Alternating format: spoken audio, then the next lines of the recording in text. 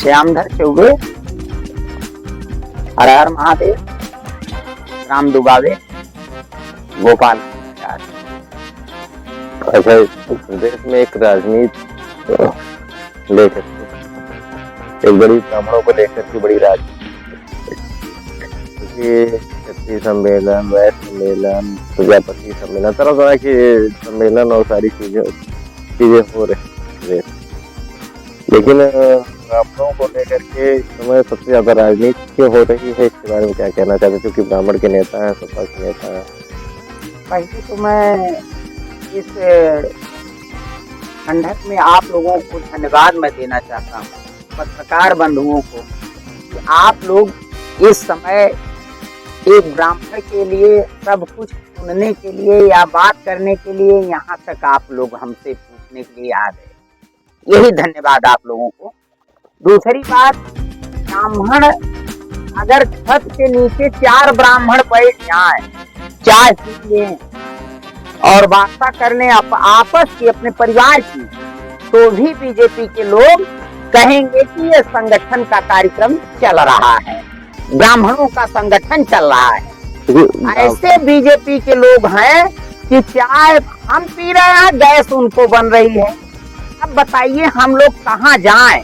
इस सरकार में यही चल रहा है। जैसे आप तो सपा की राजनीति करते हैं, सपा के नेता माननीय ब्राह्मण जात से आते हैं, लेकिन सबसे बड़ी चीज है ब्राह्मण किस पार्टी का है। जैसे आप बीजेपी, आप कह रहे हैं कि बीजेपी वालों को ब्राह्मण रात नहीं खा रहे हैं, तो सपा को भी तो ब्राह्मण रात नहीं खाते, बसपा को भी ब्राह्मण रात नहीं खाते हैं। तो आखिर क्या ब्राह्मण की है कौन पार्टी, जिसमें ब्राह्मणों का हित हो या ब्राह्मणों को लोग चाहते हैं? नहीं, आप बताइए कि ब्राह्मणों का हित समाजवादी पार्टी में न हो, सम्मान न मिल रहा हो। उत्तर प्रदेश के ब्राह्मणों का सम्मान आज अखिलेश जी राष्ट्रीय अध्यक्ष जी दे रहे हैं। और अतरौलिया विधानसभा में, आप पूरे विधानसभा में घूम डालिए, जहाँ की ब्राह्मणों की इज्जत मिलती है तो केवल राष्ट्रीय अध्यक्ष के यहाँ मिलती है, धर्मेंद्र जी के यहाँ मिलती है, सांसद है धर्मेंद्र जी आजमगढ़ के, और अतरौलिया विधानसभा के विधायक डॉक्टर संग्राम यादव जी हैं। आज देख लीजिए आप लोग कि जो व्यवस्था राष्ट्रीय अध्यक्ष दे रहे हैं ब्राह्मणों को, वो कोई भी दल का नेता या संगठन का नेता, भाजपा का हो चाहे कांग्रेस का हो चाहे किसी भी पार्टी का हो, नहीं दे पाएगा। जो दे देंगे महादेव राष्ट्रीय अध्यक्ष अखिलेश यादव जी। तो आपने कहने का मतलब ब्राह्मणों का हित सपा में है और किसी ऐसी पार्टी में नहीं, किसी पार्टी में नहीं तो है, सम्मान मिलता है। आपने बीजेपी इसको साधना चाहा कि जैसे बीजेपी को लोग ब्राह्मणों को, आपको क्या लगता है कि बीजेपी में ब्राह्मणों का हित नहीं है? अगर बीजेपी तो अपनी पार्टी, ब्राह्मण अपनी पार्टी बीजेपी को ही मानते हैं। जैसे आप भला, बहुत बढ़िया प्रश्न आपने उठाया।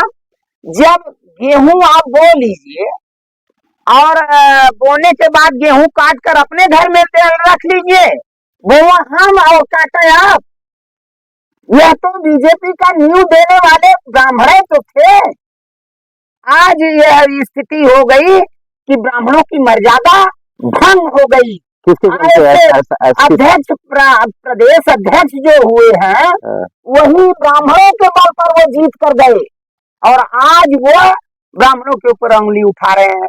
और जब उनके बिरादरी के लोग अगर मीटिंग कर रहे हैं, अन्य लोग मीटिंग कर रहे हैं, तो उस पर उंगली उनकी नहीं उठती है, आंख मूंद ली जाती है, अंधे हो जाते हैं ये लोग। जैसे जातियां हैं, यहाँ पे जातियों का अपना एक संगठन है, लोग हर जाति के लोग, लेकिन ब्राह्मण विधायक जब एकजुटता दिखाए प्रदेश में तो एक भूचाल सा आ गया।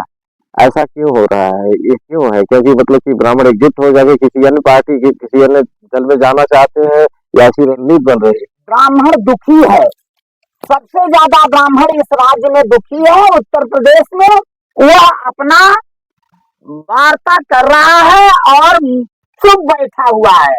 ऐसा उछाल मारेगा कि वह चित्त हो जाएंगे जो लोग ये सता रहे हैं ब्राह्मणों को।